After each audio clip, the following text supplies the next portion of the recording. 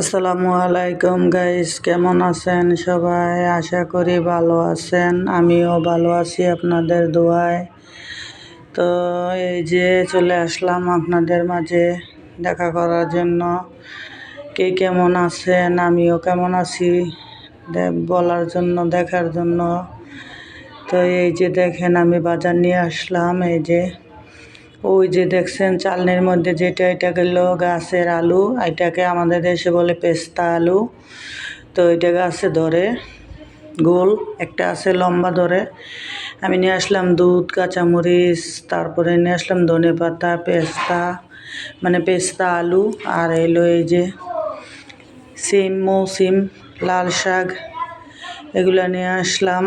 এখন আমি মৌসুম দিয়ে আজকে ভর্তা করব আর লাল শাক ভাজি আপনাদের সাথে তাই শেয়ার করব।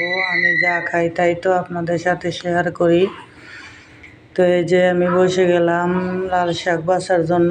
আর সিমটাকেও বাইচ্ছা আগে এটাকে আঁশটা ছাড়াইয়া একটু সিদ্ধ করব। সিদ্ধ করার পর এই সিমের মধ্যে থেকে ভিতরের দিকে একটা আছে, মানে শক্ত শক্ত আঁশ, ওইটাকে হাতে খুলে ফেলে দিতে হবে।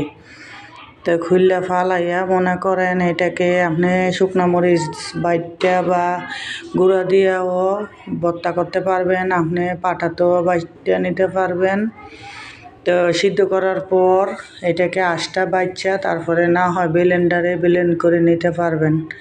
তো আমার ব্লেন্ডার আছে, আমি ব্লেন্ডারে ব্লেন্ড করে নিব। তো এটা কুটে সিদ্ধ দিয়ে দিব এটাকে। আর আমি কাঁচামরিচ দিয়ে ভর্তা বেশিরভাগ করি। আর শুটকি থাকলে শুটকি দিবেন, আর না হয় চিংড়ি মাছ থাকলে তো সেই মজা, আর বলার কথাই নাই। আপনি শুধু ওই চিংড়ি মাছ যদি দেন তাহলে শুধু এই ভর্তা লাল শাক দিয়েই আপনি ভাত খেয়ে নিতে পারবেন, আর কিছুই লাগবে না। তো আমি এই যে শাক ধুয়ে নিয়ে আসলাম, এখন কাটবো। তো কেটে আর সিম আমি সিদ্ধ দিয়ে দিছি। তো এই যে, তো মনে করেন এই মৌসুম কার কার পছন্দ, কে কে খেয়েছেন, কে কীভাবে আমাকে কমেন্টে জানাবেন। তা আমি এটাকে আজকে কাসকি মাছের শুটকি দিয়ে ভাজি করব। আমি সিদ্ধ করে বেছে এটাকে ব্লেন্ড করে নিয়েছি। আর কাঁচামরিচও সিদ্ধ করে নিয়েছিলাম, এটার সাথে আমি কাঁচামরিচ দিয়ে করব। কারণ আমি শুকনো মরিচ খেলে আমার গ্যাস হয়, পিঠে ব্যথা হয়, গ্যাসে বুকে ব্যথা হয়। তো এই যে আমি পেঁয়াজ দিয়ে দিলাম, এটা পেঁয়াজ রসুন কেটে দিয়ে দিছি। এটার সাথে দিয়ে দিলাম এই যে ব্লেন্ড করা সিম আর কাঁচামরিচ, আর লবণ দিয়ে দিব, একটু দিয়ে দিলাম হলুদের গুঁড়া, একটু ধনিয়া জিরার গুঁড়া, আর দিব একটু লবণ দিয়ে দিলাম। আর হলো আমি এটাকে হাতে মুছে নিব, ব্লেন্ড করে আমি ওইটার মধ্যেই রেখে দিছিলাম। তো ওইটা সহ নিয়ে আসছি। এই যে আমি হাতে মুছে এটা দিয়ে দিচ্ছি সবটা। তারপরে আমি কাসকি মাছের শুটকি দিব। আপনারা যদি চিংড়ি মাছের শুটকি দিয়ে বানান তাহলে তো আরও মজা, আর চিংড়ি মাছ দিতে পারলে তো আরও মজা, সেই মজা। একবার খেয়ে দেখবেন কেমন লাগে। তা আমার কাছে খুবই ভালো লাগে এইভাবে ভর্তা করলে, আমার আর কিছুই লাগে না। তো এই যে শুটকিও দিয়ে দিলাম আমি। তো এখন আমি এইটাকে নেড়ে চেড়ে ভর্তা একদম ভাজা ভাজা করে নিব। তারপরে এই দেখেন আমার ভর্তা হয়ে গেছে। এখন আমি ভর্তাটা নামিয়ে নিব। তো আর তারপরে আমি ভাজবো লাল শাক। তো এইখানে মেয়ের জন্য একটু দুধ গরম করে নেই, মেয়েটাকে দুধ খাওয়াবো। মেয়ে তো কিছু খাইতে পারে না, অসুস্থ, আপনারাই জানেন। তো এই যে আমার ভর্তা ভাজি হয়ে গেছে। এখন আমি এই যে দুধ ও জাল দিয়ে দিলাম, এখন ভাত বসিয়ে দিছি। আর এই যে লাল শাক ভাজি করব।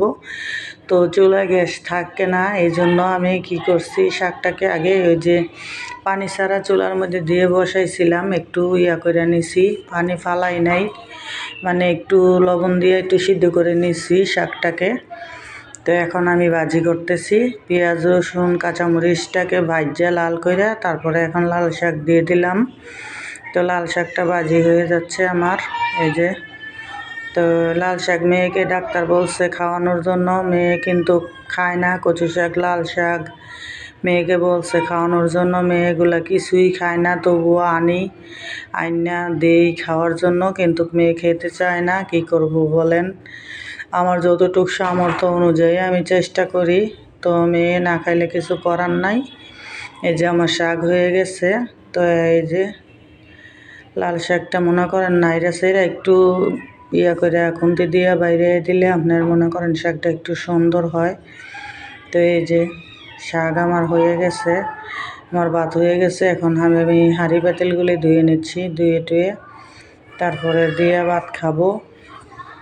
এখন আমি যেইভাবে খাই, যেভাবে রান্না করি সেইভাবেই আপনাদেরকে দেখাই। কার কাছে ভালো লাগে জানি না, কার কাছে ভালো লাগে, সবাই যে ভালো লাগে কমেন্টে জানাবেন আমাকে। তো এই যে আমার রান্না বান্না শেষ, তরকারি, এরপরে আমার লাল শাক ভাজি, ভর্তা ভাজি করা শেষ। এখন আমি ভাত খাবো। সবাই দোয়া করবেন। আল্লাহ হাফেজ।